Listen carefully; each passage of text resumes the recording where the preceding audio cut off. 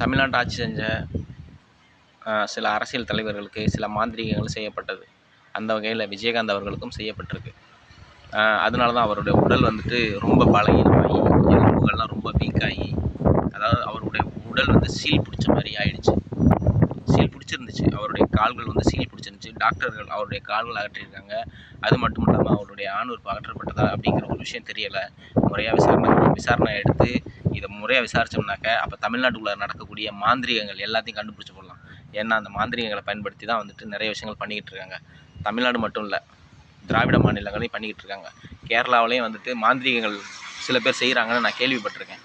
அது மட்டும் இல்லாமல் ஆந்திராவாக இருக்கட்டும், தெலுங்கானாவாக இருக்கட்டும், கர்நாடகாவாக இருக்கட்டும், இங்கே எல்லாத்துலேயும் இங்கே அதாவது திராவிட மாநிலங்களுக்குள்ளார மாந்திரீகங்கள் அதிக அளவில் செய்யப்படுறதாக நான் கேள்விப்பட்டிருக்கேன். அதுவும் எப்படின்னாக்கா இந்த காளி பூஜைன்னுவாங்க, இந்த காளி பூஜையை வச்சு தான் வந்துட்டு மாந்திரீகங்களே செய்கிறாங்களாம்.